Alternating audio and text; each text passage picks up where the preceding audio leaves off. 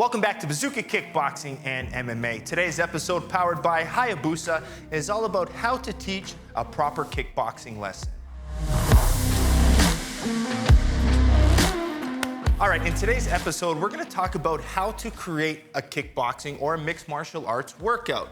A lot of times you get good fighters and they try to coach, but there's something missing in the teaching. It's one thing to be a good athlete, and it's another thing to be a good coach. And that's why a lot of the best coaches in the world sometimes aren't athletes, right? They have to think things through, right? If you're a natural athlete, you might get things handed to you genetically, where someone who's not so genetically gifted might have to think through things, use technique a little bit more, practice a little bit more. So there's always that debate, right? I'm a big believer, and I strongly believe that a good coach, right, should have some fight experience, because this way they understand the fighter that they're working with. Sometimes in the fight, there might be times where if you're not connected or don't understand what your fighter's thinking, it can throw things off in the chemistry. So I felt now I'm a better coach because I did have that high level experience, right? So one, I have that fight experience, but I also have a degree in education. So if you know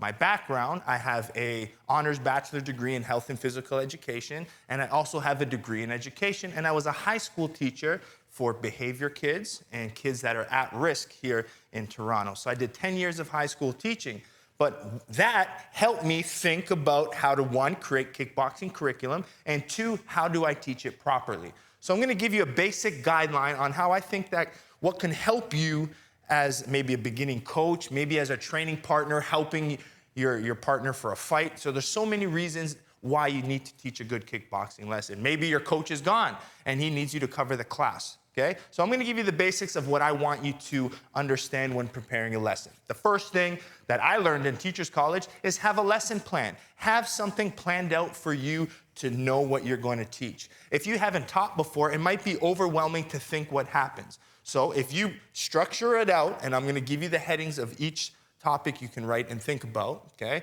So you have your topic and the time that you're gonna teach it. So the first thing would be your warm-up, right? So with your warm-up, you wanna know how long it is. If your class or training time is an hour, how long do you want your warm-up to be? How long do you want the technical component to be? You have your sparring and drilling, and finally cool down and muscular endurance drills, right? So that's kind of how I break down my lesson, right? So one, warm-up. Two, the technical side of the lesson. Three, and then at that point, I like to put it into a sparring drill or some sort of modified live drilling so they can practice the concept. And then finally, there's a cool down review and a lot of times muscular endurance, right? That's how it's set up. If I know it's an hour, I write down how long I want each of the training blocks to be. Now, there's more important than just a lesson plan. There's a bigger picture that you need to understand. So when it comes to the teaching world and when it comes to your curriculum, you should have an overall objective and specific objectives. An overall objective might be to improve your boxing, right? We're kickboxers, mixed martial artists, so you want to improve your boxing is your overall objective. Your specific objective might be, I need to work my head movement a little bit more, or I need to work my jab, my cross, my counters. It can be absolutely anything. So your overall and now your specifics. So from that overall and specific objectives, you also have unit plans, right? So it makes no sense to do one lesson on Monday, boxing. Tuesday, you're working kick block counters. Wednesday, you're doing head movement. Friday, you're doing defense. Saturday's jiu-jitsu. There's no continuing learning happening. So this is why your training should be put in blocks, or in what you learned in school, you know, either semesters or even units. So I might say, okay, since I use the example of boxing, so one, I'm gonna spend this month focusing on the overall objective of boxing. Specifically, for 2 weeks, we're doing head movement, a week on counters, another week on entering exit footworks. So this way, they have time to learn. The next lesson, if I taught lesson plan Monday and I'm teaching again Wednesdays, the beginning of my lesson Wednesday is going to be a review of what I taught last time. So this way there's a continuation. They need to reference, they need to practice, they need assessment, they need a lot of evaluation, they need repetition in order to learn the skill properly. You can't just learn it in a 10-minute training block in your training section of your lesson plan and then think they mastered it.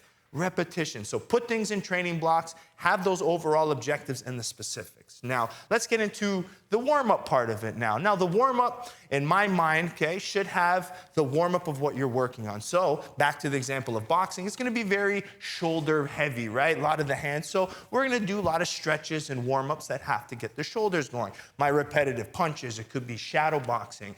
Okay, but I like to do at least a 10-minute warm-up. What you see in all of my warm-ups, especially if you follow bazookatraining.com, right, which is my online training, all of my workouts start with bouncing on the calves, right? Why do we do calf bouncing and pendulum bouncing? Because I want you to warm up your calves, because whether we're punching, we're kicking, or we're moving, anything in martial arts has to do with activation of the calves, getting them move, and good endurance. So I'm gonna work that, and then I'll probably do some shoulder warm-ups, some shoulder stretching. So my warm-up 1 activates the muscles that I'm gonna be using for my group in the workout. 2, I'm gonna stretch the muscles that I'm going to be using, right? And thirdly, what I like to do usually is end with some sort of shadow boxing, right? Because the end of the workout, I'll introduce the concept, right? So, all right, guys, let's see what you're doing. Let's shadow box for a couple minutes, and we're gonna practice on, remember, we're practicing our boxing, right? We're working on, say, slipping. Shadow box was slipping.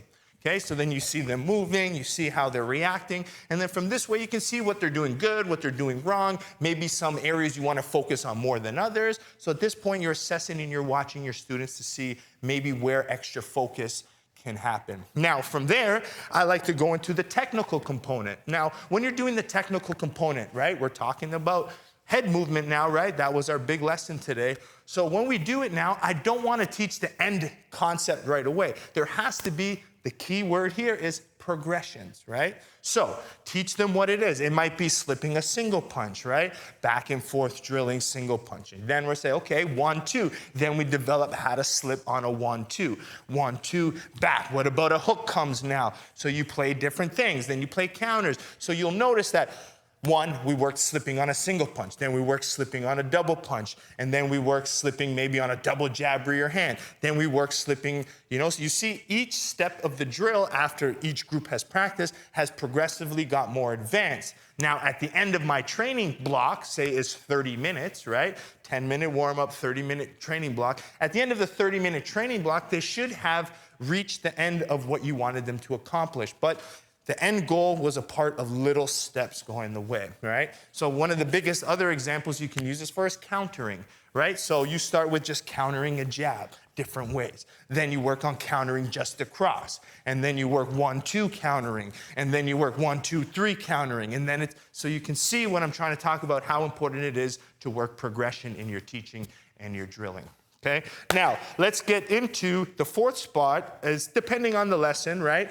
It's the training and the live drilling. So if you're maybe doing a beginner's class, right, this could be more safe drills. It can be even pad work. It could be something really modified, right? It could be a shadow boxing. But usually, if you're teaching more of an intermediate advanced class, you want to put it into like more of a live sparring drill, right? So getting the guys to practice the concepts in a safe way.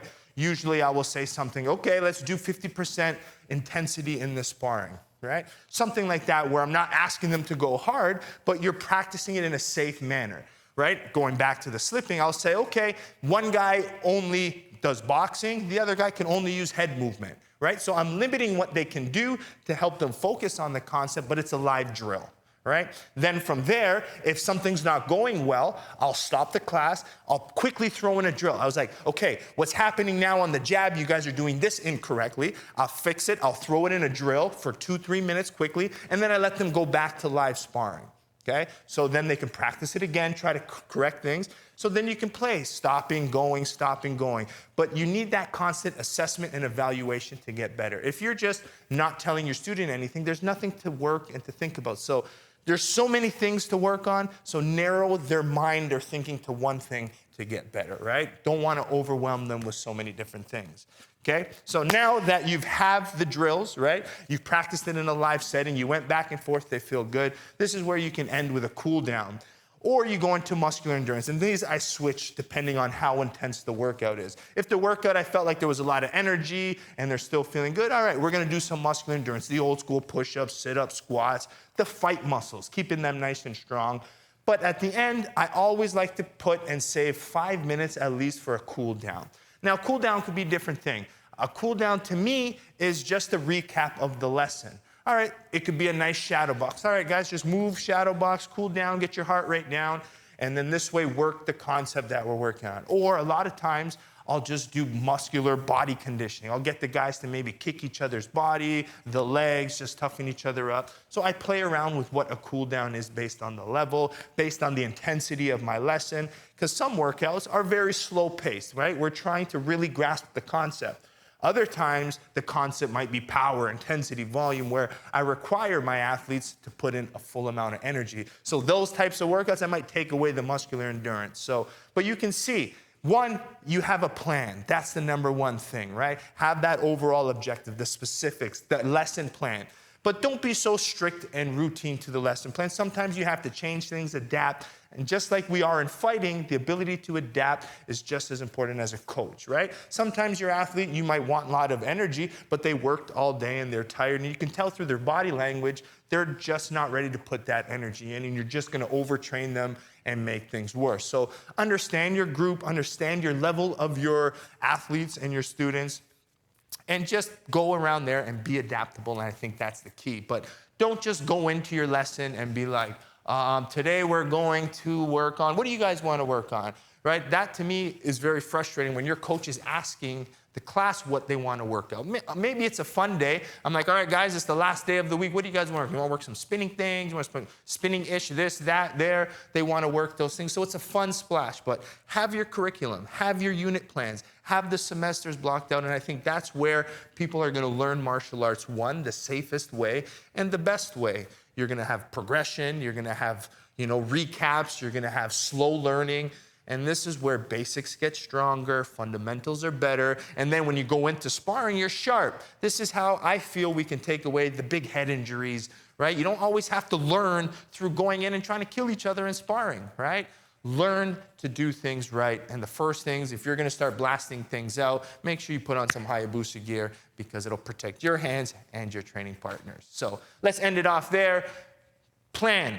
Be smart, be strategic. Don't just go in there wild and think of things off the cuff. Plan things out, have routine, have structure. All right, so I hope you enjoyed today's lesson on lesson planning and teaching.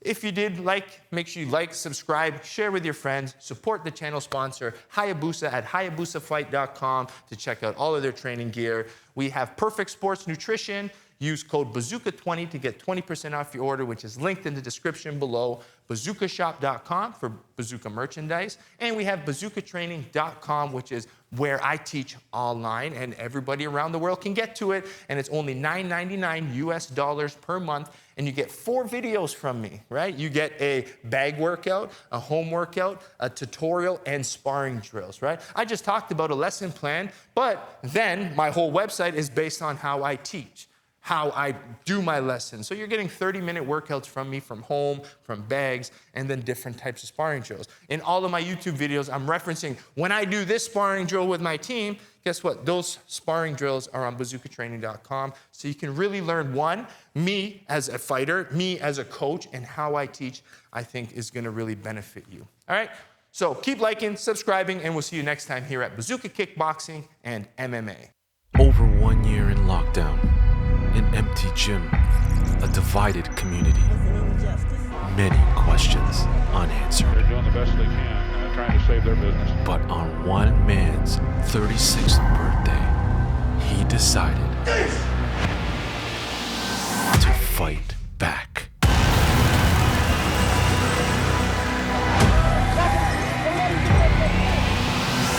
Subscribe now for only $9.99 USD a month.